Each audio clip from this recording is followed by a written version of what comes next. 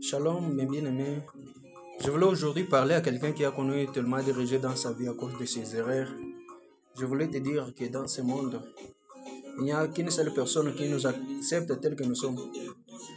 Ce monde, nous connaissons tellement de rejets à cause de nos erreurs, puisque les gens ne connaissent pas vraiment nos vraies valeurs.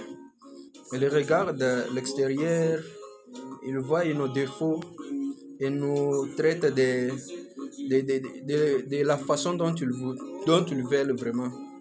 Il n'y a qu'une seule personne qui connaisse nos vraies valeurs malgré nos erreurs. Alors, si tu as connu des erreurs, des rejets à cause de tes défauts, je voulais t'encourager, te dire que dans ce monde, il n'y a personne qui a le mot à dire sur ta vie. Il n'y a personne qui a quelque chose à faire. La décision finale vient de notre Seigneur.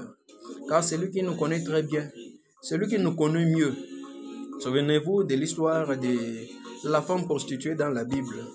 Elle était tellement rejetée par beaucoup à cause de son caractère, à cause de sa prostitution. Elle recevait des regards de moquerie, des regards de mépris des gens. Mais ce jour-là, quand elle s'est trouvée au pied du Seigneur Jésus-Christ, elle a retrouvé sa vraie valeur. Donc, c'est Jésus qui connaît nos vraies valeurs.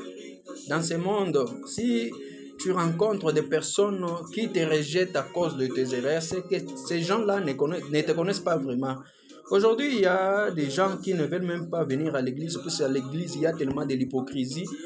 Il y a quelqu'un qui ne fume pas à l'église, quand il te voit, toi qui fumes, il pense que c'est lui qui connaît Dieu mieux que toi. Comme toi, tu fumes, Dieu ne te connaît pas. Non, ce n'est pas ça. Il y a les gens qui fument. Il y a les gens qui font des choses sales, mais qui sont des enfants de Dieu. Ils attendent juste leur temps. Toi qui es déjà sauvé, qui es déjà dans la présence du Seigneur, tu ne peux pas t'enorgueillir et te moquer de ceux-là qui se trouvent encore dans le péché et dire que toi tu es sauvé et eux iront en enfer. Non. Il y en a qui fument, il y en a qui se prostituent, il y en a qui font des choses, mais leur destinée est entre les mains de Dieu. Alors, si tu as connu le rejet à cause de tes défauts, je voulais te dire qu'il ne faut pas te décourager, penser que Dieu ne te connaît pas. Non, ce n'est pas dire que si le président de la République ne te connaît pas, le président non plus ne te connaît pas. Non, le président te connaît très bien. Le Dieu du ciel te connaît très bien. Si peut-être dans la famille tu es rejeté à cause de tes erreurs, je te dis que Christ ne peut jamais te rejeter. Christ ne peut jamais te rejeter. Il a dit que je suis venu pour ceux-là que vous croyez faibles, ceux-là que vous croyez pécheurs. C'est pour eux que je suis venu. Alors, vous chrétiens, vous qui se croyez chrétiens, cessez de mépriser les gens qui n'ont pas encore rencontré le Seigneur, qui n'ont pas encore rencontré la parole ou rencontré la lumière de Dieu dans leur vie.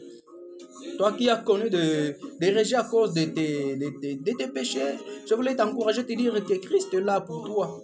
Même toi qui as connu des rejets à cause des défauts de membres du corps, je voulais te dire que Jésus est là pour toi. Souvenez-vous de Mardoché. Mardoché venait de la lignée de Jonathan. Il était à la porte. Il mangeait, il vivait mal. Même sa famille, je peux dire, même la famille, puisque Saül avait une grande famille. Mais la famille, tous ses enfants, tous ses descendants avaient négligé Mardoché puisqu'il avait un défaut sur son corps. Mais quand l'heure de Dieu a sonné, Mardoché est monté sur la table et a mangé avec le roi David. Donc, c'est juste une question de temps. Je voulais vous parler. Bartimée, quand il mangeait dans la rue, c'est parce qu'il n'avait pas les yeux. Il avait la famille qui pouvait prendre soin de lui, mais comme la famille ne connaissait pas vraiment sa vraie valeur, ils l'ont rejeté, il est devenu mendiant à cause de ses yeux qui ne voyaient pas. Mais quand il a rencontré Jésus, il a retrouvé sa vraie valeur. Si tu as connu de rejet à cause de tes défauts, je voulais te dire que Christ ne peut jamais te rejeter à cause de tes erreurs. Il attend seulement que tu viennes à lui. D'ailleurs, il frappe à la porte de ton cœur. Il attend seulement que tu ouvres, afin qu'il entre et communique avec toi. Il va entrer en toi et communier avec toi. Il va festoyer avec toi. Christ t'aime tel que tu es. que le rejet des hommes ne te fait pas croire que Dieu ne t'aime pas. Jésus te connaît et il a besoin de toi. Que tu sois fumeur, que tu sois prostitué, voleur, malfaiteur de toutes les façons, tu dois savoir que Jésus est venu pour toi. Il t'aime. Il attend juste que tu ouvres ton cœur pour qu'il entre et fasse un festin avec toi. Jésus t'aime.